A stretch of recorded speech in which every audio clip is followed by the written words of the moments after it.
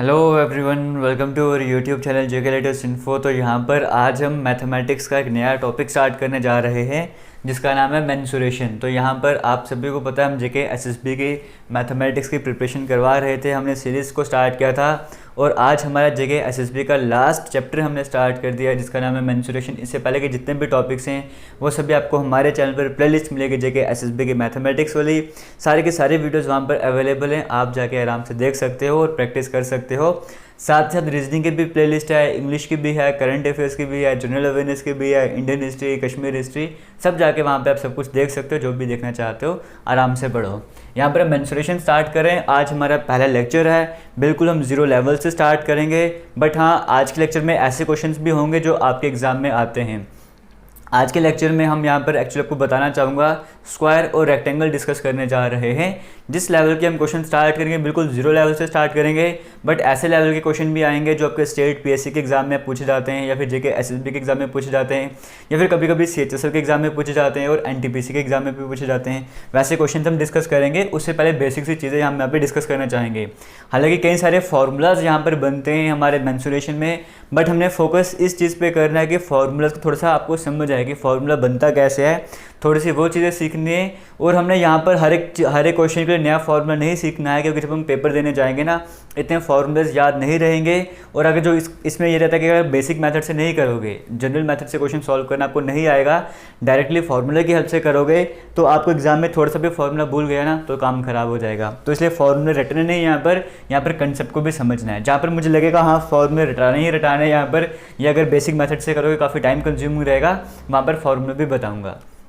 सबसे पहले अगर हम जैसे स्क्वायर की बात करें, ये मेरे पास एक स्क्वायर आ गया, ठीक है। स्क्वायर होता क्या है, एक ऐसी शेप रहती है, सिंपल लैंग्वेज में आपको बता रहा हूँ, ठीक है। इस तरह की कोई शेप है, चार साइड आपको देखने को मिल रही है। अगर सभी साइड बराबर हो, जैसे मान के चलो ये वाली साइड 5 सेंटीमीटर है, ये भी 5 सेंटीमीटर, ये भी 5 सेंटीमीटर और ये भी 5 सेंटीमीटर हो गया है, हम इसको बोलेंगे स्क्वायर है, ठीक है। अभी समझते जाओ आहिस्ते आहिस्ते, ठीक है।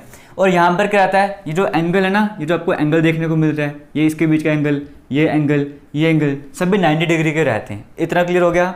अगर ये एंगल 90 डिग्री है, ये 90 डिग्री, ये 90, इसका मतलब जो इंटरनल एंगल है इसके, उनका सम कितना हो जाएगा, सभी 90 को ऐड कर लो, 90 को 4 बार ऐड करोगे तो जो इंटरनल इसके एंगल रहते हैं उनका सम कितना आ जाएगा, 360 डिग्री आ जाएगा। यहाँ पर आपको सब कुछ दिख रहा है ना, हाँ बिल्कुल आपको सब कुछ दिख रहा है यहाँ पर, ठीक है। तो सभी एंगल्स का सम करोगे 360 डिग्री आ जाएगा।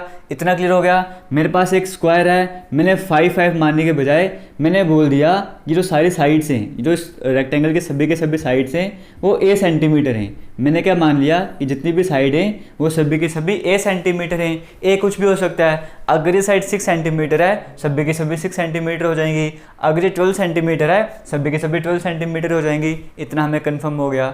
अब यहाँ पर कभी आपसे पूछा जाए कि स्क्वायर का एरिया कैसे निकालना है, तो सिंपल सा फंडा रहता है, आपको एरिया को एरिया से मल्टीप्लाई कर दो, दो साइड को मल्टीप्लाई कर दो। एक्चुअल में सभी साइड बराबर ही होती हैं, तो यहाँ पर इसका एरिया का फॉर्मूला क्या हो जाएगा, आप साइड का स्क्वायर बोलते हो, मतलब ए का स्क्वायर। ए को मैंने यहाँ पे साइड मान के चला ना, ए हमारे पास एक साइड है और सभी की सभी साइड सेम ही है। तो यहाँ पर फॉर्मूला क्या होता है, एरिया निकालने का फॉर्मूला होता है साइड का स्क्वायर। क्या होता है फॉर्मूला, साइड का स्क्वायर। ये हमारे पास फॉर्मूला रहता है। आप एक बार जितने भी बेसिक चीज़ें ना वहाँ से सब कुछ लिखते जाओ। हालांकि आपको ये याद रहेगा, कोई प्रॉब्लम वगैरह नहीं है, बट आगे से फॉर्मूला लिखते जाना। अब हमारे पास एक स्क्वायर है, हमारे पास ये एक स्क्वायर है, इसका कोई आपसे पूछे पेरीमीटर कितना होगा। पेरीमीटर होता क्या है, मान के चलो आपने इस पॉइंट से चलना स्टार्ट किया है। आपने क्या किया, आपके उसको इस तरह से फील्ड है, कोई खेत है मान के चलो, कोई प्लॉट है मान के चलो, आप यहाँ पर इस पोजीशन पर अभी खड़े हो। आप क्या कर रहे हो, यहाँ पर चल रहे हो। आप यहाँ पर आए, फिर चल के यहाँ पर आए, फिर यहाँ पर आए, फिर वापस यहाँ पर आ गए, दोबारा से इस पोजीशन पर आ गए। ये जो आपने पूरा डिस्टेंस कवर किया ना, पूरा डिस्टेंस हमने कवर किया, इसको बोलते हैं पेरीमीटर। अब हमें पता है कि ये भी ए साइड है, ये भी ए साइड, ये भी ए साइड, ये भी ए साइड। तो यहाँ से जब चला था और वापस जब वो यहाँ पर पहुँच गया है तो कितना डिस्टेंस कवर किया, a plus a plus a plus a. इसका मतलब कितना डिस्टेंस कवर किया, हमें पता है उसने कितना डिस्टेंस कवर किया, 4a का डिस्टेंस उसने कवर किया था। इसीलिए यहाँ पे पेरीमीटर हमारे पास क्या आ जाएगा, पेरीमीटर हमारे पास यहाँ पर आ जाएगा 4a। यहाँ पे भी किसी तरह का आपको डाउट नहीं रहेगा। हमने अभी तक क्या सीखा कि हमारे पास जो पेरीमीटर का फॉर्मूला रहता है स्क्वायर का, वो क्या होता है 4 इंटू ए हमारे पास क्या है, ए हमारे पास कोई भी एक साइड है। और हमारे पास जो एरिया था स्क्वायर का, उसका फॉर्मूला क्या होता है, साइड का स्क्वायर। ठीक है, अब हम क्वेश्चंस करेंगे और क्लियर होता जाएगा, बिल्कुल जीरो लेवल से मैं चल रहा हूँ। एरिया आपको समझ आ गया, पेरीमीटर आपको समझ आ गया। अब ये स्क्वायर है मान के चलो मेरे पास, ये मान के चलो मेरे पास एक स्क्वायर है, इस तरह से मैंने स्क्वायर बना दी, ठीक है। ये एक कॉर्नर है ना, इसका दूसरा कॉर्नर ये है, एक कॉर्नर ये है और एक कॉर्नर ये है। एक कॉर्नर को मैं दूसरे कॉर्नर से टच करूँ इस तरह से, ये मेरे पास क्या आ गया, इसको हम बोलते हैं डायगोनल, ठीक है। डायगोनल आपका ऐसा भी हो सकता है, ठीक है, जैसे मर्जी हो, एक कॉर्नर को दूसरे कॉर्नर से टच करे ना, इसको हम बोलते हैं डायगोनल। इसको हम डी से डिनोट करते हैं। क्या आपको स्क्रीन में दिख रहा है सब कुछ? हाँ बिल्कुल आपको दिख रहा है। अब कभी कभी आपके एग्जाम में आता है, आपको डायगोनल कैलकुलेट करना होता है, या फिर आपको डायगोनल दिया होता है, आपको साइड वगैरह कैलकुलेट करनी होती हैं, तो ये कैसे कैलकुलेट करोगे, इसके दो फार्मूला हम दोनों समझते हैं। देखो अगर मैं डायगोनल की बात करूँ, मुझे पता है ये स्क्वायर है, ये साइड भी इसकी ए हो गई और ये साइड भी इसकी ए हो गई। कहने का मतलब ये है, अगर ये 5 सेंटीमीटर है तो ये भी 5 सेंटीमीटर हो गई। मैं 5 सेंटीमीटर के बजाय यहाँ पे जनरल टर्म एक यूज़ कर रहा हूँ। मैंने कहा ये वाली साइड भी ए सेंटीमीटर है और ये वाली साइड भी ए सेंटीमीटर है, और डायगोनल को मैंने डी डिनोट कर लिया। इतना आपको समझ आ गया होगा, ठीक है। अब हमें पता है एक ट्राइंगल बन रही है ना, ये इस तरह से ट्राइंगल बन रहा है, और ट्राइंगल के बारे में हालांकि हम पढ़ेंगे, बट एक चीज़ तो अपने बचपन से सुनी होगी, इसको हम हाइपोटेन्यूज बोलते हैं। ये हमारे पास परपेंडिकुलर आ गया, ये हमारे पास बेस आ गया है। इतना हमें पता है कि हाइपोटेन्यूज का स्क्वायर इक्वल्स टू बेस का स्क्वायर प्लस परपेंडिकुलर का स्क्वायर। ये हम सभी ने पढ़ा हुआ है कि जो हाइपोटेन्यूज का स्क्वायर होता है वो बेस का स्क्वायर प्लस परपेंडिकुलर के स्क्वायर के बराबर होता है। अगर यहाँ से मैं कैलकुलेट करना चाहूँ, ये भी मुझे ट्राइंगल ही दिख रहा है ना एक तरीके का, ये भी एक ट्राइंगल ही है, तो यहाँ से मैं कह सकता हूँ ये मेरे पास हाइपोटेन्यूज है, तो यहाँ पे मैं डी का स्क्वायर कर लेता हूँ। वो किसके बराबर हो जाएगा? बेस का स्क्वायर। बेस हमारे पास ए है, ए का स्क्वायर प्लस परपेंडिकुलर, परपेंडिकुलर भी तो हमारे पास ए ही है, तो यहाँ पर भी ए का स्क्वायर कर देता हूँ। तो यहाँ से मेरे पास डी स्क्वायर किसके बराबर हो जाएगा? देखो ये चीज़ मैं आपको पता क्यों बता रहा हूँ, अगर आपके एग्जाम में क्वेश्चन आपको मान के चलो फॉर्मूला भूल भी गया ना, आपको ये चीज़ तो याद रहेगी कि डायगोनल हमने निकाला कैसे था। इस स्टेप की हेल्प से आप क्वेश्चन कर लोगे। और ए स्क्वायर प्लस ए स्क्वायर किसके बराबर होता है? 2a स्क्वायर के बराबर होता है। इतना आपको समझ आ गया। डायगोनल का स्क्वायर किसके बराबर हो गया? 2a स्क्वायर के बराबर हो गया। अगर यहाँ से सिर्फ डायगोनल निकालना चाहते हो, अगर आप यहाँ पे देखो, अगर डायगोनल का स्क्वायर किस तरह से निकालते हो, अगर आपको डायगोनल निकालना है, आप क्या करोगे? आपको स्क्वायर को हटाना पड़ेगा। आप क्या करोगे? इस स्क्वायर को जब यहाँ से हटाओगे तो यहाँ पे आपको रूट बनाना पड़ेगा, इस तरह से अंडर रूट करना पड़ेगा। ऐसा करना पड़ेगा ना, तो आपके पास आंसर क्या आ जाएगा? ए स्क्वायर था ना, स्क्वायर और रूट कट जाता है, तो ए तो मेरे पास बाहर आ जाएगा और अंदर बच क्या जाएगा? अंडर रूट बच जाएगा। आपको समझ आ गया? डायगोनल का फॉर्मूला क्या होता है? ए रूट 2। यहाँ पर अगर हम बात करें, ए हमारे पास क्या है? ए हमारे पास होती है साइड, और रूट तो रूट 2 है। इतना क्लियर हो गया? डायगोनल का एक फॉर्मूला हमारे पास ये वाला आ चुका है। डायगोनल किसके बराबर होता है? ए रूट 2 के बराबर। बट अगर आप भूल भी जाओगे, आपको ये चीज़ तो याद रहेगी ना, लेकिन ये बेसिक सा फॉर्मूला है, इसको तो अब याद रखना ही रखना। क्यों? आपका टाइम बचाएंगे, ठीक है। इन चीज़ों पे टाइम वेस्ट नहीं करना है, इसलिए डायरेक्ट आपको फॉर्मूला बता रहा हूँ। एक और ये तो हो गया ना डायगोनल का formula with respect to side. ये क्या हो गया? डायगोनल का formula with respect to side. मतलब को कोई साइड गिवन है तो आप डायगोनल आराम से कैलकुलेट कर लोगे फॉर्मूला यूज़ करके, या कभी कोई साइड गिवन है आप डायगोनल कैलकुलेट कर सकते हो। कभी कभी डायगोनल और एरिया वाले रिलेशनशिप आते हैं, वो कैसे करोगे? अभी हमने यहाँ पर देखा, यहाँ पर अगर इसी को मैं आगे एक्सटेंड करूँ तो मुझे पता लग जाएगा कि डी का स्क्वायर जो है वो ए स्क्वायर प्लस ए स्क्वायर है, मतलब 2 टाइम्स ए का स्क्वायर है। इतना मुझे समझ आ गया, ठीक है। डायगोनल मुझे समझ आ गया इसके बराबर होता है। और ए स्क्वायर हमारे पास होता क्या है? ये टर्म हमारे पास क्या है? इसको हम बोलते हैं ए स्क्वायर, हमारे पास क्या है? एरिया बोलते हैं, है ना। तो ये हमारे पास एरिया हो जाएगा। इसका मतलब डायगोनल का स्क्वायर किसके बराबर हो जाएगा? 2 टाइम्स एरिया के बराबर हो जाएगा। इतना आपको समझ आ गया। अगर मैं डायगोनल बताना चाहूँ तो वो किसके बराबर हो जाएगा? 2a आ जाएगा, और अंडर रूट इस तरह से कर लोगे। समझ गए? इस तरह से भी आप निकाल सकते हो। जो बेसिक इक्वेशंस हमारे पास आए ना, फॉर्मूलाज आए हैं, वो मैं एक जगह लिख देता हूँ और फिर हम कुछ क्वेश्चन सॉल्व करते हैं। फिर अब देखते हैं आगे कैसे। एक बार जो भी क्वेश्चन आपके स्क्रीन में आते जाएंगे ना, एक बार उनको अपने हिसाब से करते जाना, क्या वो क्वेश्चन आप कर पाते हो। एक बार उन चीज़ों को भी हम देखेंगे। इससे जो भी फॉर्मूला हमारे पास आए हम यहाँ पर लिख देते हैं। एक फॉर्मूला हमारे पास क्या आया? पैरीमीटर इक्वल्स टू 4 × a होता है। ये हमने देख लिया कि पैरीमीटर का फॉर्मूला था हमारे पास। डायगोनल के हमारे पास 2 फार्मूले आए। एक डायगोनल का फॉर्मूला हमारे पास ये आया ना, डायगोनल का square equals to 2 × a square. A square की जगह मैं एरिया लिख देता हूँ और एरिया को मैं कैपिटल ए से डिनोट करता हूँ। एक फॉर्मूला मेरे पास डायगोनल का ये आया था। एक फॉर्मूला मेरे पास डायगोनल का ये भी आया था ना कि डायगोनल किसके बराबर होता है? ए रूट 2 के बराबर होता है। बट यहाँ पर ए क्या है? यहाँ पर स्मॉल ए लिया हुआ है, मतलब एक साइड है, ठीक है। मैं यहाँ पे बना भी देता हूँ स्क्वायर, ये मेरे पास एक साइड है। इस तरह से भी आप डायगोनल को कैलकुलेट कर सकते हो। अब यहाँ की कहानी खत्म होती है। अब हम कुछ क्वेश्चन सॉल्व करते हैं। जैसे पहले बिल्कुल सबसे बेसिक से क्वेश्चन हम सॉल्व करेंगे। क्वेश्चन आपके सामने स्क्रीन में है, क्या ट्राई करो कि आपसे ये क्वेश्चन होता है। बस आपने यहाँ पे फॉर्मूलाज को यूज़ करना है और यहाँ पर कुछ भी नहीं है, सिर्फ फॉर्मूलाज को यूज़ करना है। देखो क्या कहा गया है यहाँ पर, the side of a square shaped garden is 20 metre. एक स्क्वायर शेप का गार्डन है, एक स्क्वायर शेप का गार्डन है, उसका जो साइड आपको गिवन है वो कितनी गिवन है, 20 मीटर की साइज आपको गिवन है। ये आपके पास एक गार्डन है, ठीक है, इसके साइड आपको गिवन 20 मीटर। अगर एक साइड आपको 20 मीटर गिवन है और ये भी कहा है कि स्क्वायर है, इसका मतलब क्या हुआ, ये भी 20 मीटर होगी, ये भी 20 मीटर, ये भी 20 मीटर। क्यों, उसने बता दिया हमको कि स्क्वायर शेप का ये गार्डन है। फिर कहा गया सबसे पहले पार्ट में क्या कहा गया है, find the area of the garden. बिल्कुल बेसिक है, एरिया निकालना है गार्डन का। तो एरिया हम कैसे निकालते हैं, एरिया मुझे पता है, हम साइड का स्क्वायर निकालते हैं। एरिया का फॉर्मूला क्या है, साइड का स्क्वायर कैलकुलेट कर लो, ठीक है। तो साइड हमारे पास 20 है, 20 का स्क्वायर हमें कैलकुलेट करना है, हमारे पास 400 आ जाएगा। 400 क्या याद रखना, एरिया हमारे पास किस में आएगा, ये हमारे पास मीटर है ना, तो एरिया हमारे पास मीटर स्क्वायर आ जाएगा। क्यों मीटर स्क्वायर आ जाएगा, क्योंकि स्क्वायर का मतलब क्या है, आपने एक साइड को दूसरी साइड से मल्टीप्लाई करना, तभी ए स्क्वायर होता है ना। मतलब एक मीटर को आप दूसरे मीटर से मल्टीप्लाई कर रहे हो तो मीटर स्क्वायर ही तो आएगा ना, तो मीटर स्क्वायर में आपके पास एरिया आ गया। इतना आपको समझ आ गया, ठीक है।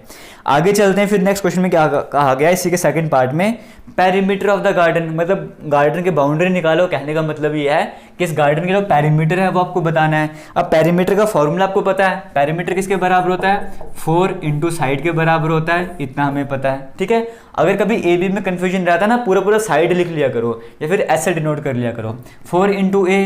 तो पेरीमीटर हमारे पास किसके बराबर हो जाएगा, 4 इंटू ए हमारे पास क्या है, यहाँ पर साइड हमें 20 मीटर गिवन है ना, तो 4 इंटू 20 करोगे तो 80 आ जाएगा। बट ये मीटर में आएगा, क्लियर हो गया।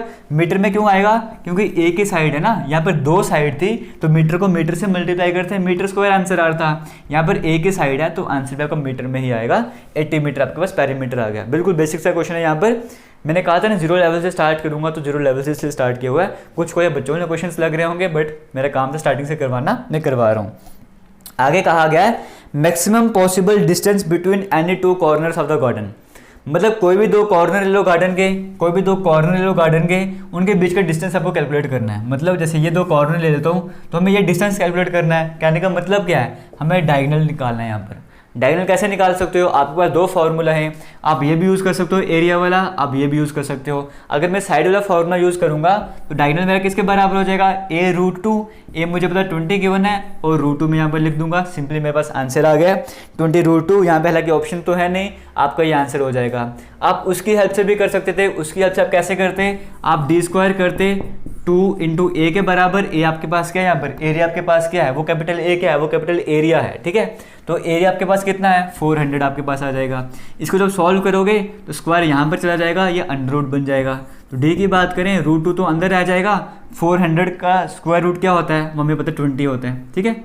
20√2 हमारे पास आ जाएगा, क्योंकि मुझे पता है कि 20 का स्क्वायर करूँगा तो 400 आएगा ना, तभी इसको मैं उठा के बाहर लेकर आ गया हूँ और सिंपल 20 लिख दिया मैंने। इतना क्लियर हो गया। अगर किसी को नहीं समझ आया 20 कैसे आता है तो बताना चाहूँगा, हम ऐसे लिख सकते हैं ना, 2 इंटू 20 को मैं अगर 20 से मल्टीप्लाई करूँगा मेरे पास 400 आ जाएगा, है ना। तो इसको मैं 20 का स्क्वायर भी लिख सकता हूँ, इसको मैं 20 का स्क्वायर भी लिख सकता हूँ, और ये स्क्वायर और ये रूट कट जाता है तो ये 20 जो है बाहर आ जाता है, तो 20 के ऊपर से रूट हट जाएगा, सिर्फ 2 के ऊपर बच जाएगा, 20√2 मेरे पास आंसर आ जाएगा। ये भी आपको समझ आ गया होगा, ठीक है। तभी आपको कहा था मैंने स्टार्टिंग में स्क्वायर रूट या स्क्वायर वगैरह अच्छे से याद कर लेना, आपके काम आएगा आगे की तरफ। अब ये क्वेश्चन तो हो गया, जो बिल्कुल बेसिक सा क्वेश्चन था वो आपने कवर कर लिया। अब हम चलते हैं नेक्स्ट क्वेश्चन की तरफ। ये क्वेश्चन आपके सामने स्क्रीन में है, इसे ट्राई करो, क्या ये वाला क्वेश्चन आप कर सकते हो। यहाँ पर देखो कहा गया था length of a diagonal of a square, कहा गया length of diagonal of a square whose area is. एक स्क्वायर आपके पास, उसका एरिया आपको गिवन है। एक बार ट्राई करो क्या इस क्वेश्चन को खुद से कर सकते हो। एक स्क्वायर आपको गिवन है, स्क्वायर का एरिया भी आपको गिवन है, 16900 का एरिया आपको गिवन है। फिर कहा गया है उसका जो डायगोनल है उसकी लेंथ आपको निकालनी है। The length of a diagonal of a square whose area is. Area कितना गिवन है आपको, 16900 मीटर स्क्वायर। एरिया कितना आपको गिवन है, 16900 मीटर स्क्वायर। ये आपको एरिया गिवन है, कोई स्क्वायर है उसका एरिया गिवन है। आपको क्या कैलकुलेट करना है, आपको डायगोनल कैलकुलेट करना है। अब देखो डायगोनल के आपको तो कई सारे फॉर्मूले हैं। अब यहाँ पर ये वाला फॉर्मूला छोड़ दो, क्यों, क्योंकि यहाँ पे साइड का हमारा रिलेशनशिप है, हमें एरिया चाहिए ना, तो एरिया के लिए हम ये वाला फॉर्मूला यूज़ कर सकते हैं। तो कैसे करोगे, डायगोनल का स्क्वायर किसके बराबर होता है, हमें पता है 2a के बराबर होता है, इतना हमें कंफर्म हो गया। अगर डायगोनल का स्क्वायर मुझे कैलकुलेट करना है तो 2 को मैं एरिया से मल्टीप्लाई करूंगा, मतलब 16900 से मल्टीप्लाई करूंगा। तो मुझे डायगोनल का स्क्वायर थोड़ी चाहिए, मुझे डायगोनल चाहिए ना, तो मैं यहाँ पे अंडर रूट लेकर आऊँगा, तो यहाँ पे डायगोनल मेरे पास क्या आ जाएगा 16900 की अगर मैं बात करूँ तो ये क्या है 130 का आ जाएगा ना, क्योंकि मुझे पता है कि 13 को अगर मैं 13 से मल्टीप्लाई करूँगा तो 169 आएगा। अगर मैं 130 को 130 से मल्टीप्लाई करूँगा तो 16900 आ जाएगा, है ना। तो ये 130 जो मेरा बाहर आ जाएगा, तो 130 मेरा बाहर आ जाएगा और अंदर की तरफ √2 बच जाएगा। एक बार फिर से अगर किसी को ये चीज़ें समझ आती है तो आपको इतना तो पता है कि 13 का स्क्वायर 69 होता है, इतना तो आप सभी को पता है ना कि 13 का स्क्वायर 69 होता है। अगर मैं 13 को 13 से मल्टीप्लाई करूंगा तो मेरे पास आंसर 169 आ जाएगा। बट यहाँ पे 2 जीरो भी तो हैं, एक जीरो यहाँ लगा दो, एक जीरो यहाँ लगा दो, ये अंडर रूट में आ जाएगा। अब मुझे पता है इसको मैं 130 का स्क्वायर भी लिख सकता हूँ, 2 बार है 130 का मैं स्क्वायर भी लिख सकता हूँ, और स्क्वायर और ये रूट कट जाएगा तो 130 तो बाहर आ जाएगा, अंदर मेरे पास सिर्फ √2 बच जाएगा। तो डायगोनल मेरे पास 130 √2 हमारे पास आ चुका है। अब जैसे मान के चलो आपको नहीं पता होता कि 16900 कैसे आएगा क्वेश्चन का, किसका स्क्वायर रूट होता है या इसका स्क्वायर रूट क्या होगा, तो कैसे पता करोगे? ऑप्शंस ढूंढो। ऑप्शन से आपको 169 देखने को मिल रहा है, 169 का तो हो ही नहीं सकता ना कि 169 का स्क्वायर 16900 ऐसा हो नहीं सकता। फिर 144 था और 130 था, तीनों को एक एक करके ट्राई करो, कोई ना कोई आपको आंसर मिल ही जाएगा। इतना क्लियर हो गया, ये वाला क्वेश्चन भी आपका हो गया है। मुझे उम्मीद है आपको समझ आया होगा। धीरे धीरे हम आगे की तरफ बढ़ रहे हैं, नेक्स्ट लेवल की तरफ बढ़ रहे हैं। अब नेक्स्ट क्वेश्चन की बात करें, ये क्वेश्चन आपके सामने स्क्रीन में है, इसे ट्राई करो। इसको और आप कैसे कर सकते थे? मान के चलो आपको ये वाला फॉर्मूला भूल गया, आपको सिंपल यही आता कि डायगोनल का स्क्वायर किसके बराबर होगा, ये हाइपोटेन्यूज वाला सिस्टम अगर हम कर लेते a² + a² के बराबर हो जाएगा। आप लोगों का डायगोनल जो है वो 2 टाइम्स a² के बराबर हो जाएगा, ठीक है। या फिर डायगोनल जो आपके पास वो किसके बराबर हो जाएगा, आप बोलोगे ये स्क्वायर यहाँ पे चला जाएगा तो a √2 के बराबर हो जाएगा। मतलब अगर आपको ये वाला फॉर्मूला याद था तो आप इस क्वेश्चन को कैसे करते हैं? आपको इसके लिए पहले एरिया चाहिए था, एरिया नहीं, आपको एक साइड चाहिए थी। ए आपके पास क्या है, ए आपके पास एक साइड है ना, उस फॉर्मूले की आपको साइड की ज़रूरत थी। आपको पता है एरिया ये है, एरिया होता है एक्चुअली में, एरिया होता है साइड का स्क्वायर। एरिया क्या होता है? एरिया होता है साइड का स्क्वायर। इतना क्लियर हो गया। अगर आपको साइड कैलकुलेट करनी है, ये स्क्वायर कहाँ पर चल जाएगा, ये अंडर रूट बन जाएगा। इसका मतलब साइड निकालने के लिए आपको एरिया का स्क्वायर रूट करना पड़ेगा। तो यहाँ से आपको साइड मिल जाएगी, साइड कितनी मिल जाएगी, 130 मिल जाएगी, ठीक है। तो 130 आपको मिल गई, ए की जगह 130 रख दो और बाकी √2 को वैसे ही रख दो, आंसर आपका यहाँ से भी आ गया।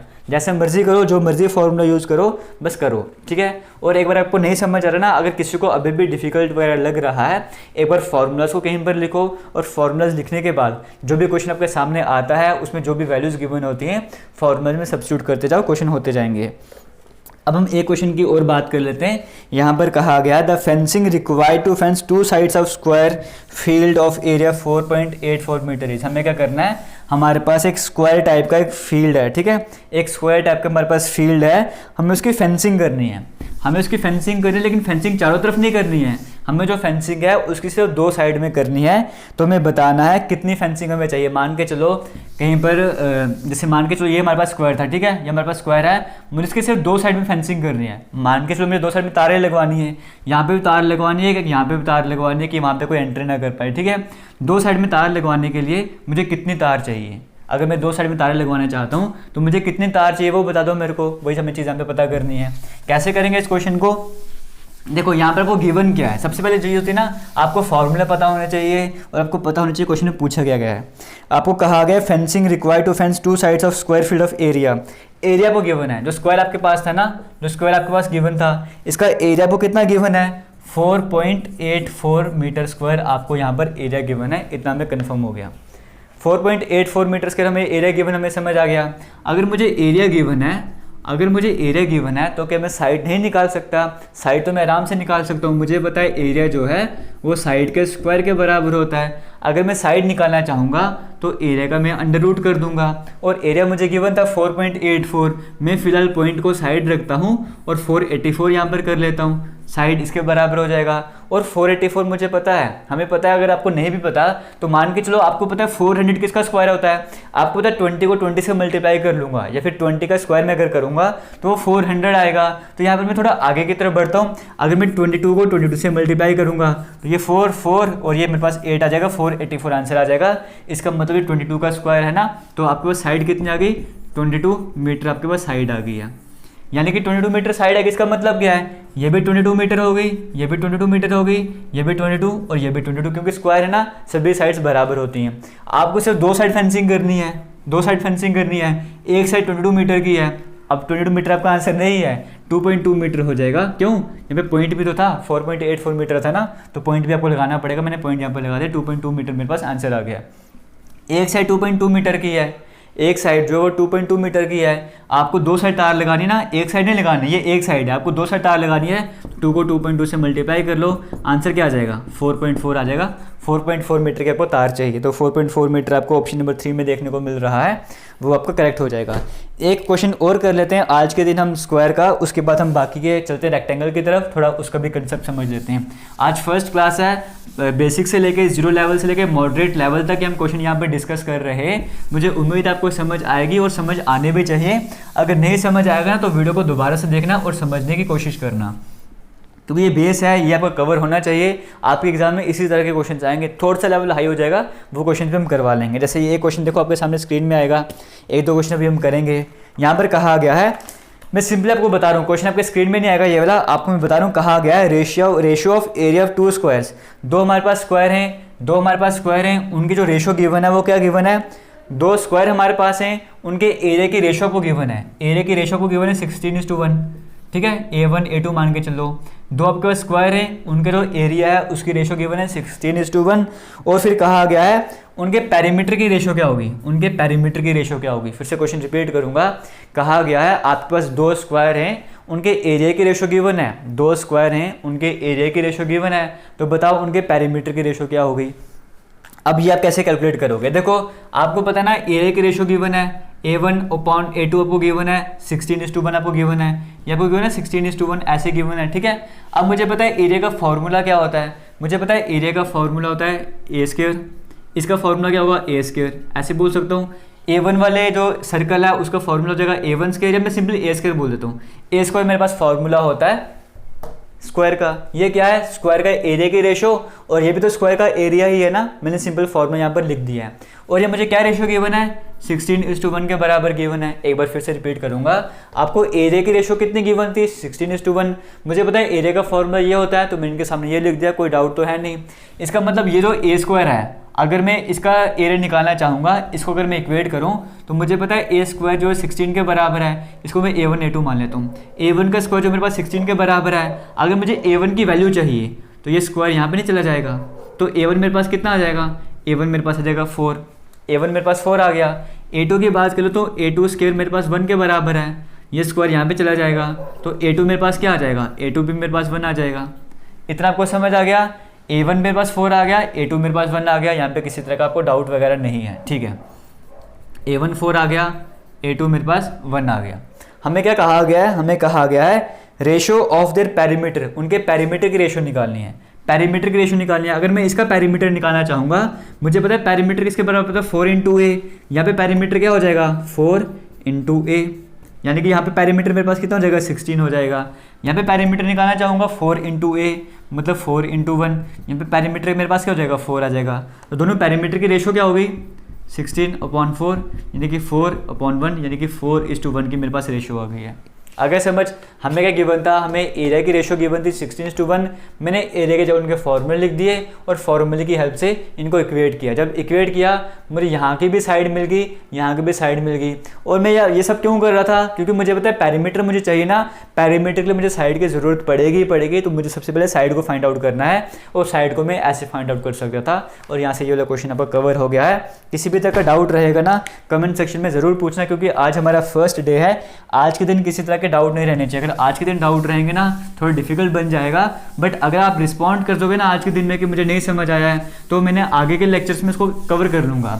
बट अगर आप आज ये वीडियो देख रहे हो और 15 से 20 दिनों के बाद बोलो ये समझ नहीं आया, वो समझ नहीं आया, फिर आपके पास किसी तरह से वीडियो लेट पहुँच रही है, तो वहाँ पर मैं नहीं समझा पाऊँगा, क्योंकि उस वक्त मैं कुछ और समझा रहा हूँगा, ठीक है। तो तब आप एक काम कर सकते हो, हमारे टेलीग्राम वगैरह ज्वाइन कर सकते हो।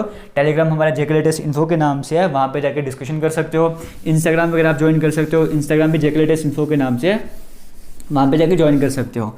स्क्वायर के हमने कई सारे क्वेश्चंस कवर कर लिए हैं। अब हम चलते हैं थोड़ी देर रेक्टेंगल की तरफ। अब रेक्टेंगल का हमें पता है ना, अगर बेसिक बताऊँ मैं डिफरेंस क्या था यहाँ पे देखो, ज़्यादा डीप में पढ़ने की ज़रूरत नहीं है, इसको हम रेक्टेंगल मान लेते हैं, ठीक है।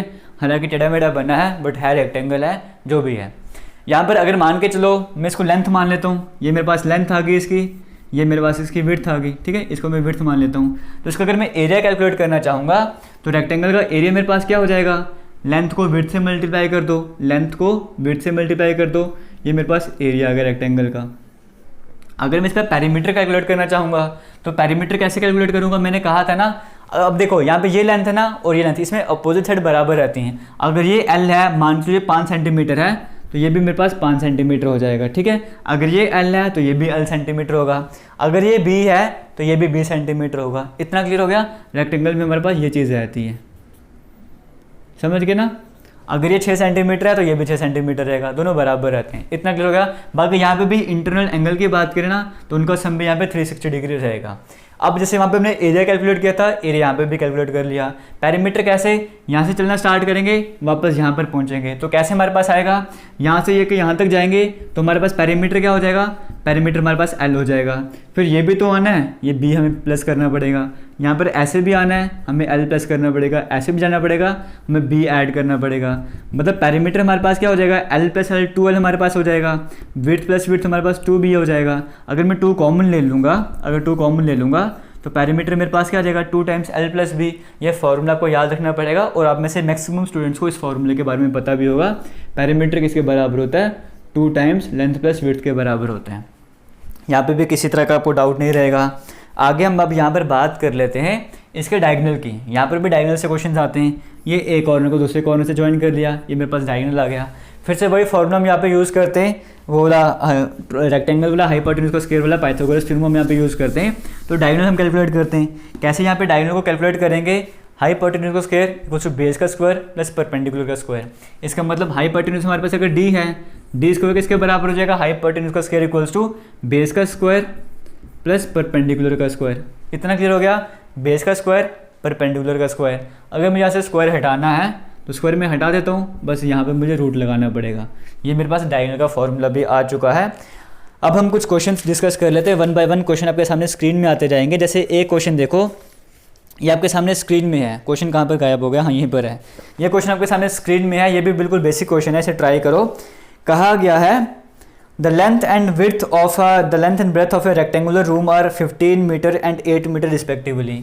एक हमारे पास रेक्टेंगुलर रूम है, एक हमारे पास रेक्टेंगुलर रूम है। इसकी लेंथ आपको गिवन है, इसकी लेंथ आपको गिवन है 15 मीटर और इसकी विड्थ कितनी गिवन है, इसकी विड्थ हमें गिवन है 8 मीटर। ठीक है, ये चीज़ें हमें गिवन है। और क्या आपको सब कुछ दिख रहा है, हाँ दिख रहा होगा।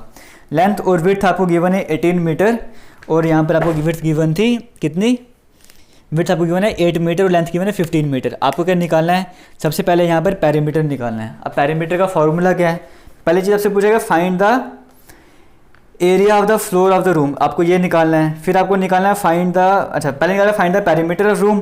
पेरीमीटर आप निकाल सकते हो ना, पेरीमीटर निकालने का फॉर्मूला क्या है, 2 times length plus width. Perimeter कैसे निकालोगे, 2 टाइम्स लेंथ प्लस विड्थ करोगे।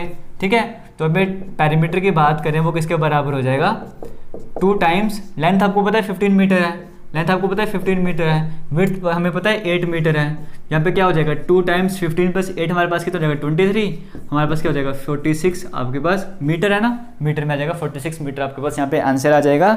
ये आपके पास पेरीमीटर आ गया। फिर आपको यहाँ पर कहा गया था find the area of floor of the room, उस रूम के जो फ्लोर का एरिया निकालना है। फ्लोर की फर्श की बात करेंगे तो होगा क्या, लेंथ होगी और विड्थ होगी ना। फ्लोर की बात करेंगे सिर्फ लेंथ होगी और विड्थ होगी, वो भी रेक्टेंगुलर शेप का होता है ना जो फ्लोर होता है। तो मतलब आपको उसका एरिया निकालना है। आपको सिंपली क्या करना पड़ेगा, एरिया निकालने के लिए लेंथ को विड्थ से मल्टीप्लाई करते हैं। तो लेंथ हमारे पास कितनी है 15 मीटर है, विड्थ हमारे पास कितनी है 8 मीटर है। इसको कर लो तो ये हमारे पास 80 और 40 120 आ जाएगा। 120 मीटर स्क्वायर आपके पास एरिया भी आ जाएगा। ये भी कवर हो गया। आगे आपको निकालना है लेंथ। आगे कहा गया आपको find the maximum possible length of the rod that can put on the floor. आपको बताना है कि मैक्सिमम पॉसिबल लेंथ बतानी है एक रॉड की, जिसको आप इस फर्श में रख सकते हो, इस फ्लोर में रख सकते हो। अब देखो लेंथ तो आप रॉड ऐसी भी हो सकती है ना, छोटी सी लेंथ रख दो, ये रॉड इतनी साइज़ की भी हो सकती है, इतनी साइज़ की भी हो सकती है। बट कह रहा है मैक्सिमम पॉसिबल लेंथ, एक मैक्सिमम लेंथ जो आप इस फ्लोर में रख सकते हो। मैक्सिमम लेंथ आप कौन सी रख सकते हो फ्लोर में, जो कॉर्नर टू कॉर्नर ज्वाइन करेगी, ये मैक्सिमम लेंथ हो सकती है ना। यहाँ पे रॉड की जो रूम में रख सकते हो, जो एक कॉर्नर से दूसरे कॉर्नर तक जाएगी। इसका मतलब यहाँ पर भी आपको डायगोनल कैलकुलेट करने के लिए कहा गया।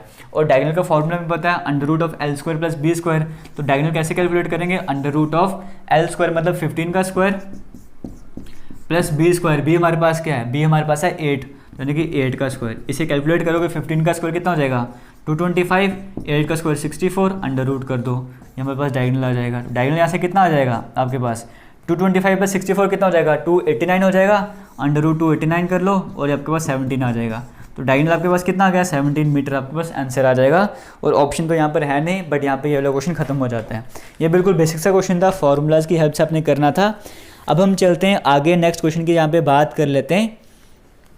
यहाँ पर देखिए कहा गया है, चलो ठीक है, यहाँ पे क्वेश्चन आपको सामने स्क्रीन में शो नहीं होगा, बट मैं आपको बता रहा हूँ, क्वेश्चन आपके सामने रहेगा। यहाँ पर कहा गया है width of a rectangle is, अब यहाँ पर एक रेक्टेंगल है, उसकी विड्थ आपको गिवन है। एक बार थोड़ा सा मैं ये क्वेश्चन इरेज कर लेता हूँ, फिर हम इस क्वेश्चन को स्टार्ट करते हैं, ठीक है।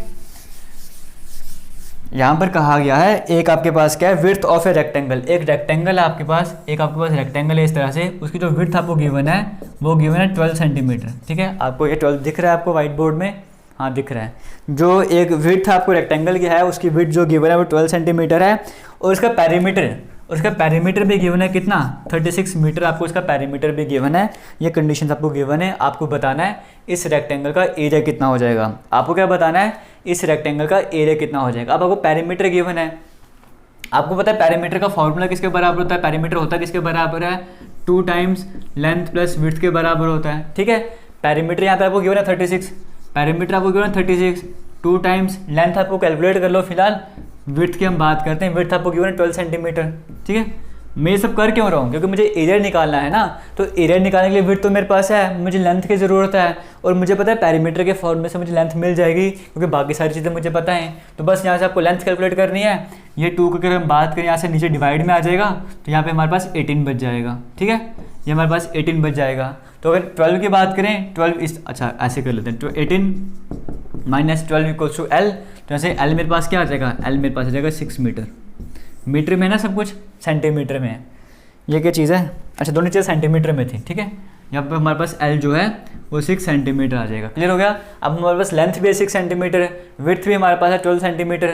हमें क्या निकालना है, एरिया निकालना है ना। एरिया किसके बराबर होता है, लेंथ इंटू विड्थ के बराबर। तो लेंथ हमारे पास 6 सेंटीमीटर है, विड्थ तो हमें उसने पहले से गिवन थे 12 सेंटीमीटर, 72 सेंटीमीटर स्क्वायर आपके पास यहाँ पर आंसर आ जाएगा। यहाँ से ये वाला क्वेश्चन पेपर खत्म हो जाता है। आगे चलते हैं, नेक्स्ट क्वेश्चन की बात कर लेते हैं। क्वेश्चन आपके सामने स्क्रीन में है, इसे ट्राई करो, ये बहुत ही इंपॉर्टेंट क्वेश्चन है, आपके एग्जाम में आने के पूरे चांसेस रहते हैं। इस क्वेश्चन को ध्यान से समझना है, और इसके बाद एक क्वेश्चन जो है वो मैं आपको दूंगा, सेम टू सेम क्वेश्चन होगा जैसा भी करवाऊंगा ना। तो ये वाला क्वेश्चन अच्छे से समझना, फिर इसके आगे वाला क्वेश्चन भी आपको समझ आ जाएगा। क्वेश्चन देखो आपके सामने स्क्रीन में है, एक बार खुद से ट्राई करो, क्या आपसे ये वाला क्वेश्चन होता है। एक बार खुद से भी ट्राई करो इस क्वेश्चन को। इस तरह के 2 क्वेश्चन आएंगे, ठीक है, थोड़ा सा डिफरेंस होगा, बाकी same to same concept same रहेगा। कहा गया है a rectangular grassy plot is 110 metre by 65 metre. एक रेक्टेंगुलर प्लॉट है कोई, ठीक है, एक रेक्टेंगुलर प्लॉट है कोई, उसके आपको डायमेंशंस गिवन है, ठीक है। देखो मेंसुरेशन की बात कर रहे हैं ना, मेंसुरेशन में आपको पता है 2D भी होता है और 3D भी होता है। 2D कौन सा होता है, जहाँ पे सिर्फ लेंथ और विड्थ की बात करते हैं, और 3D में आपके पास हाइट भी आ जाएगी। यहाँ पे 2 ही डायमेंशन होते हैं, लेंथ और विड्थ। 3D में आपके पास हाइट भी आ जाएगी। अब हम फिलहाल 2D के बारे में ही पढ़ रहे हैं। यहाँ पर क्या कहा गया है, एक rectangular grassy plot is 110 metre by 65 metre. एक रेक्टेंगुलर प्लॉट है हमारे पास, इस तरह से हमने एक प्लॉट बना दिया, उसकी लेंथ आपको गिवन है 110 मीटर, और उसकी विड्थ कितनी गिवन है, और विड्थ आपको उसकी गिवन है 65 मीटर, ठीक है। लेंथ भी गिवन है आपको और विड्थ भी गिवन है एक रेक्टेंगुलर प्लॉट की। फिर कहा गया है it has a uniform path, इतना समझना, आगे ध्यान से समझना। It has a uniform path 2.5 metre wide, इसमें एक रास्ता बना हुआ है 2.5 मीटर वाइड है वो, all around it on inside. मतलब यहाँ पर क्या है, it has a uniform path 2.5 metre wide all around it on the inside. हाँ, यहाँ पर क्या कहा गया है, इसके अंदर की तरफ क्या है, एक रास्ता बना हुआ जो 2.5 मीटर चौड़ा है, हर तरफ से 2.5 मीटर चौड़ा है। मतलब 2.5 मीटर चौड़े का मतलब क्या है, यहाँ से भी 2.5 मीटर का डिस्टेंस है, मतलब यहाँ से ये रास्ता होगा, यहाँ से ये होगा, यहाँ से ये। तो इसको बड़ा करके साफ बना देते हैं, ठीक है, बड़ा करके इसको बनाते हैं, फिर आपको समझ आएगा। हमारे पास एक रेक्टेंगुलर प्लॉट था इस तरह से, ग्रास फील्ड है कोई, ठीक है, हालांकि थोड़ा स्क्वायर टाइप का बन गया है, चलो यहाँ से थोड़ा बड़ा कर लेते हैं। हमारे पास इस तरह से हमने बना दिया, ये हमारे पास एक रेक्टेंगुलर ग्लास फील्ड है जिसकी डायमेंशंस गिवन थी 110 मीटर, और ये डायमेंशन कितनी गिवन है, ये आपको गिवन है 65 मीटर, ठीक है, ये आपको गिवन थे 65 मीटर। क्या वो वाला कॉर्नर आपको दिख रहा है, हाँ बिल्कुल दिख रहा है यहाँ पर। फिर कहा गया है it has a uniform path 2.5 metre wide all around. इसमें एक यूनिफॉर्म पाथ है जो कि 2.5 मीटर चौड़ा है, हर तरफ से 2.5 मीटर चौड़ा है और अंदर की तरफ है। इनसाइड कहा गया ना, इसके अंदर मतलब रास्ता बना हुआ है। ये मान के चलो एक पार्क है, आपके इसके अंदर रास्ता बना हुआ 2.5 मीटर चौड़ा हर साइड से। यहाँ से 2.5 मीटर चौड़ा, इसका मतलब क्या है? अगर यहाँ से हम बोलें 2.5 मीटर वाइड है, इसका मतलब जो आपका रास्ता है ना वो यहाँ कहीं पर है, ठीक है। ये 2.5 मीटर का डिस्टेंस है इसके बीच में। वैसे अगर इस साइड की बात करूँ तो यहाँ पर भी 2.5 मीटर का गैप रहेगा। यहाँ की बात करूँ और यहाँ की बात करूँ, मतलब हर तरफ जो है वो 2.5 मीटर का गैप आपको देखने को मिलेगा। तभी तो जो रास्ता जो है वो 2.5 मीटर चौड़ा होगा ना, ऐसे कहा गया। एक रेक्टेंगुलर आपके पास एक क्या था, एक ग्रासी प्लॉट था जिसकी आपको डायमेंशंस गिवन थी 110 मीटर बाय 65 मीटर। उसके अंदर एक रास्ता है जो कि 2.5 मीटर चौड़ा है हर तरफ से। 2.5 मीटर चौड़ा, इसका मतलब क्या हुआ? यहाँ से लेके और यहाँ तक का जो बीच का ये जो हमारे पास रास्ता है ना, ये 2.5 मीटर का है। यहाँ पर भी 2.5 मीटर का डिस्टेंस रहेगा, यहाँ पे भी 2.5 मीटर का डिस्टेंस रहेगा और यहाँ पे भी 2.5 मीटर का डिस्टेंस रहेगा। बस ये क्वेश्चन आपको समझ आ गया तो आराम से सब कुछ कर लोगे। कहा गया the area of the path. अब जो ये एरिया, जो पाथ आपका रास्ता जो बना हुआ है ना, इसका एरिया कितना है वो आपको कैलकुलेट करना है। फिर सबको बताना चाहूँगा, आपके पास एक ग्रास लैंड था या कोई पार्क मान के चलो, उसके अंदर जो सड़क है ना वो 2.5 मीटर चौड़ी है, जो रास्ता बना हुआ है वो 2.5 मीटर चौड़ा है। इसका मतलब कि वो पार्क का ये कॉर्नर है, ये पार्क का एक एंड ये है और जो रास्ता ये है, इसके बीच का गैप कितना? 2.5 मीटर का रास्ता है, ठीक है। 2.5 मीटर का रास्ता यहाँ पर भी है, यहाँ पर भी है, यहाँ पर भी है, यहाँ पर भी है। आपको कहा गया जो रास्ता है ना, ये रास्ता जो बना हुआ है, इसका एरिया कितना, वो एरिया आपको कैलकुलेट करना है। अब एरिया आप कैसे कैलकुलेट कर सकते हो? आपको पता है कि जो बड़ा वाला आपको दिख रहा है, जो बड़ा वाला रेक्टेंगल आपको दिख रहा है, उसमें से अगर छोटा वाला रेक्टेंगल में माइनस कर दूँ, मतलब आपको फिर से समझाना चाहूँगा। यहाँ पे दूसरा मार्कर मुझे अगर मिल जाएगा भी आसपास कहीं पे पड़ा होगा तो मैं आपको आराम से समझा दूँगा, बट वो मार्कर अभी मिल नहीं रहा। चलो मैं ब्लू वाला मार्कर यूज़ कर लेता हूँ। अब यहाँ पर देखो, अगर हम एक काम ऐसा करें कि हम अगर बड़े वाले रेक्टेंगल से, जो हमारे पास बड़ा वाला रेक्टेंगल है, उसमें से अगर मैं छोटा वाला रेक्टेंगल माइनस कर दूँ, ये वाला एरिया जो है अगर मैं माइनस कर दूँ, अगर मैं क्या कर दूँ, ये जो बड़ा वाला रेक्टेंगल मेरे पास है उसमें छोटा वाला रेक्टेंगल माइनस कर दूंगा, तो मेरे पास पीछे क्या बचेगा? मेरे पास ये तो चीज़ बचेगी, मेरे पास यही एरिया मेरे पास बचेगा ना। और हमें यही कैलकुलेट करना था। एक बार फिर से आपको बताना चाहूँगा, मैंने क्या करना है, मुझे क्या करना है, मुझे ये वाला रास्ता पता करना है, ये वाला एरिया कितना है मुझे वो पता करना है। उसके लिए मैं क्या करता हूँ, मैं जो बाहर वाला एरिया है ना, जो बाहर वाला रेक्टेंगल है, उसका एरिया कैलकुलेट करूँगा और उसमें से जो अंदर वाला रेक्टेंगल है ना, ये उठा के बाहर निकाल दूंगा। तो मेरे पास सिर्फ ये वाली चीज़ तो बचेगी, तो मेरे पास सिर्फ रास्ता ही बचेगा ना, तो मुझे रास्ता ही कैलकुलेट करना है। एक बार फिर से समझाना चाहूँगा, नहीं समझ आया तो मैं बाहर वाला रेक्टेंगल कैलकुलेट करूँगा, बाहर वाले रेक्टेंगल का एरिया निकालूंगा, उसमें से अंदर वाले रेक्टेंगल के एरिया को माइनस कर दूंगा, तो मेरे पास ये वाला पोर्शन बचेगा और मुझे यही चीज़ बतानी है। तो मैं क्या करूँगा, अब बाहर वाला एरिया कैसे निकालूंगा? बाहर वाले एरिया को मैं कैपिटल ए मान के चलता हूँ, तो कैपिटल ए में कैसे कैलकुलेट करूँगा? मुझे डायमेंशंस पता हैं, लेंथ कितनी है 110 और विड्थ कितनी है 65, तो मतलब 110 को मैं 65 से यहाँ पे मल्टीप्लाई करूँगा तो मेरे पास बड़ा वाला एरिया आ जाएगा। बड़े वाले रेक्टेंगल का एरिया तो मेरे पास कितना आ जाएगा? यह आ जाएगा 7150।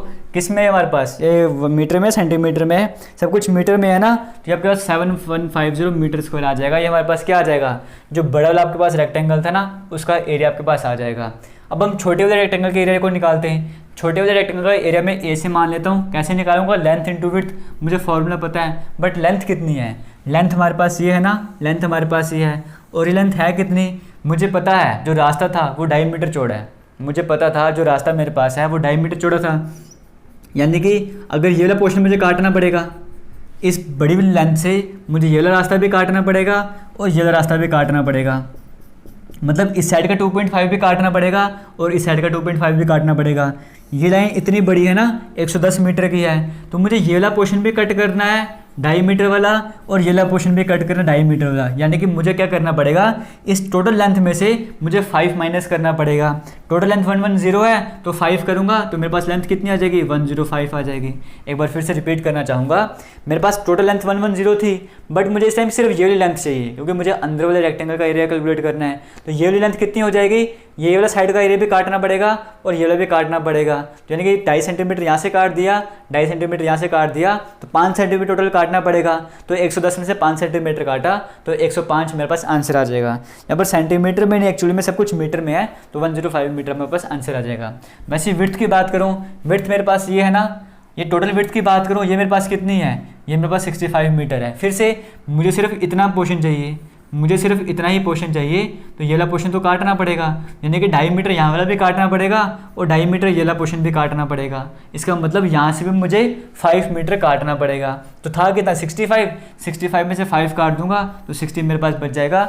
अंदर वाले रेक्टेंगल के डायमेंशन पे मेरे पास आ चुके हैं। इसे कैलकुलेट करना है, 6 को 5 से मल्टीप्लाई 30 तो 6300 मेरे पास आंसर आ जाएगा। अब करना क्या है, बाहर वाले एरिया से अंदर वाले एरिया को माइनस करना है। 850 यहाँ पर आपके पास आंसर आ जाएगा। तो 850 आपके पास क्या आंसर आ गया, मीटर स्क्वायर आपके पास आंसर आ गया। तो ये आपका करेक्ट हो जाएगा। 850 आपको ऑप्शन नंबर 2 में देखने को मिल रहा है, तो वो आपको करेक्ट हो जाएगा। किसी भी तरह का डाउट है ना तो कमेंट सेक्शन में कमेंट करके ज़रूर पूछना। अब एक क्वेश्चन आपको और बताऊंगा, वहाँ से शायद आपको और क्लियर हो जाएगा। एक बार वो वाला क्वेश्चन भी देख लो, शायद से आपको कवर हो जाएगा सब कुछ। यहाँ पर हम देख लेते हैं, यहाँ पर कहा गया है, देखो यहाँ पर कहा गया रेक्टेंगुलर ग्रासी लॉन, एक रेक्टेंगुलर एक लॉन है, फिर से उसकी डायमेंशंस आपको गिवन है। एक फिर से इसी तरह का सेम टू सेम क्वेश्चन है, बस थोड़ा सा यहाँ पर चेंज है। ये क्वेश्चन मैं आपको दे रहा हूँ करने के लिए। अगर आपको ये जो क्वेश्चन समझ आ गया ना तो मान के चलो आप रेक्टेंगल स्क्वायर का कोई भी क्वेश्चन कर लोगे। जो 2-3 क्वेश्चन अभी आपको मैंने करवाए ना रेक्टेंगल वाले, अगर आपको ये समझ आ गए तो आप कोई भी क्वेश्चन कर लोगे, आराम से कर लोगे। यहाँ पर कहा गया एक रेक्टेंगुलर लॉन है जिसकी डायमेंशन आपको गिवन है। डायमेंशन कितनी गिवन है, ये मार्कर तो चल नहीं रहा, दूसरा मार्कर यूज़ करते हैं। डायमेंशन आपको गिवन है 18 मीटर बाय 12 मीटर, मतलब एक डायमेंशन आपको गिवन है 18 मीटर, एक आपको गिवन है 12 मीटर, ठीक है। फिर क्या कहा गया है, it has a general path, इसमें एक रास्ता है 1.5 metre wide all around it on the outside. अब जो रास्ता है ना वो बाहर की तरफ है, पहले रास्ता अंदर की तरफ था, अब रास्ता जो बाहर की तरफ है। और कितना चौड़ा है, हर साइड से 1.5 मीटर चौड़ा है। वहाँ पे 2.5 मीटर चौड़ा था, यहाँ पे हर साइड से 1.5 मीटर रास्ता आपके पास चौड़ा है। और आपको बताना है what is the area of the path, जो रास्ता है ना, जो पूरा रास्ता बनेगा उसका एरिया कितना है वो आपको कैलकुलेट करके बताना है। तो लगाओ दिमाग और इस क्वेश्चन को करो। ऑप्शंस यहाँ पर है नहीं, चलो मैं आपको ऑप्शंस दे देता हूँ, ठीक है। आपको मैं ऑप्शन दे देता हूँ। ए ऑप्शन में कहा गया है, 109, बी में कहा गया 99, सी में कहा गया 100 और डी में कहा गया 55, ठीक है। सब कुछ मीटर में है ना, सब कुछ यहाँ पे मीटर में था, तो आपका आंसर भी मीटर स्क्वायर में आएगा। तो यहाँ पर बताओ यहाँ पे करेक्ट आंसर क्या हो जाएगा। आपको एरिया निकालना था पाथ का, तो बताइए करेक्ट आंसर यहाँ पर क्या हो जाएगा। किसी भी तरह का डाउट है वीडियो के कमेंट सेक्शन में कमेंट करके ज़रूर पूछना। और यहाँ पर हम 2000 लाइक का टारगेट रख के चलते हैं। अगर वीडियो में कुछ भी अच्छा लगा हो तो वीडियो को लाइक करना और टारगेट अचीव करवाने में हमारी हेल्प करना। थैंक यू, जय हिंद।